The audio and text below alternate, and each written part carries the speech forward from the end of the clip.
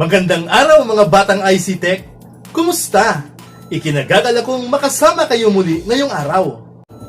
Oops! Teka! Hawak mo na ba ang iyong module, papel, at ballpen?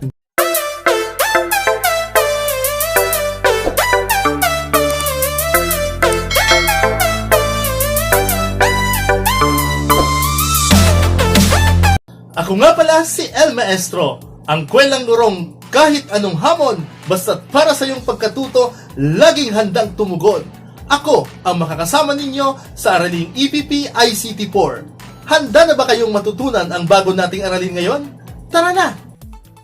Mga batang IC Tech, makinig, tandaan, pagkatapos ng ating aralin, kayo ay inaasahang una, natatalakay ang mga panganib na dulot ng mga di ka nais-nais na mga software katulad ng virus at malware, mga nilalaman at mga pag-asal sa internet. Ikalawa, kayo ay inaasahang natutukoy ang mga palatandaan na may virus ang isang computer. Naranasan mo na bang magkasakit? Katulad ng ubo o sipon? Paano mo ito nakuha? Nahawa ka lang ba? Paano ka nakarecover sa iyong nararamdaman?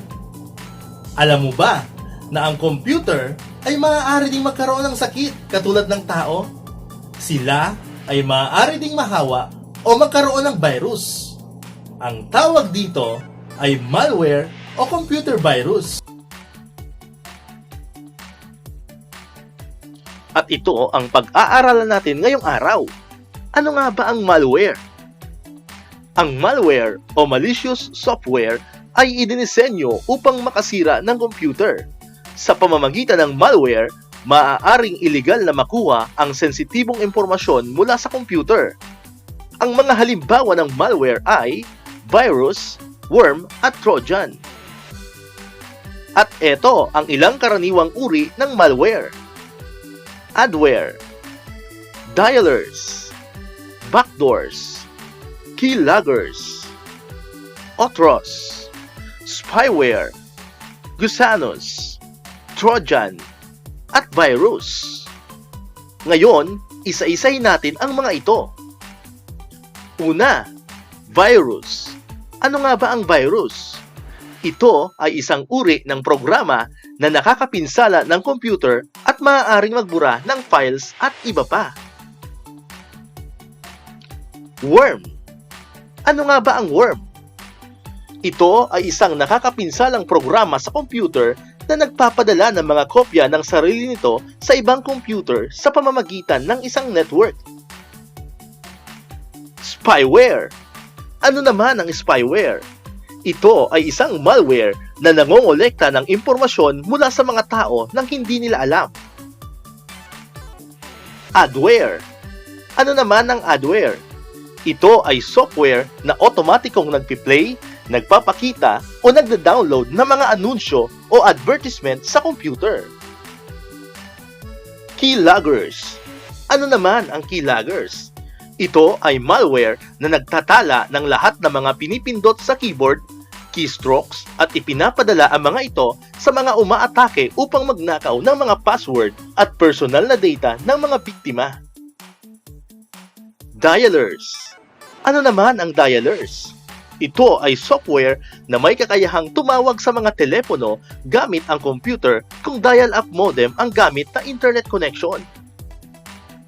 Trojan horse.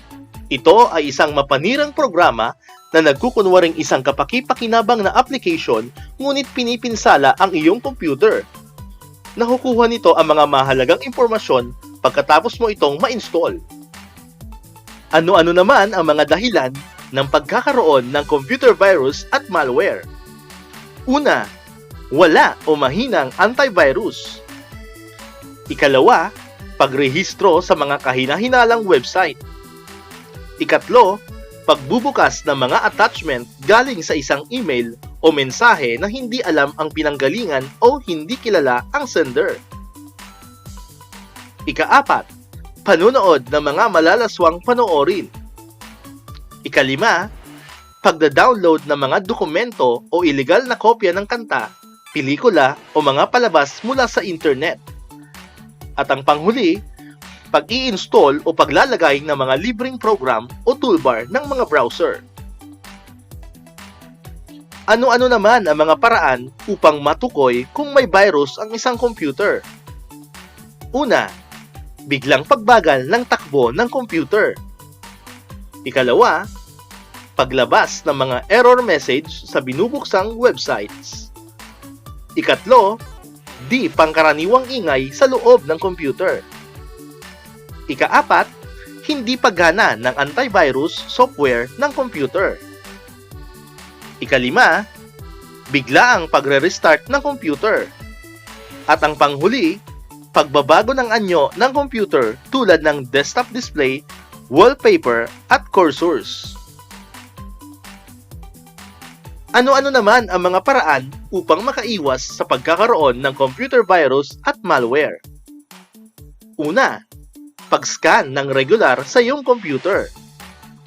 Ikalawa, paglalagay ng antivirus na mapagkakatiwalaan. Ikatlo, pag-iwas sa pagbukas ng mga email o mensahe na kahina-hinala. Ikaapat, pag-iwas sa pag-download ng mga illegal na kopya ng kanta, pelikula at iba pa mula sa internet. At ang panghuli, pagpapanatiling updated ng computer at software. Tandaan, ang paglalagay ng antivirus software at regular na pag-i-scan ng mga dokumento at pagbubukas lamang ng websites na mahalaga ay malaking tulong upang maiwasan ang pagkalat ng malware at computer virus. O kumusta mga batang ICT? Marami ba kayong natutunan sa aralin natin? Ang huhusay ninyo! Ngayon ay maaari na kayong magsagot sa mga gawain sa pagkatuto sa inyong mga module. Hanggang sa muli, ako ang inyong gurong mabait at masayahin, El Maestro! Once again, El Maestro. See you on my next vlog. Bye-bye!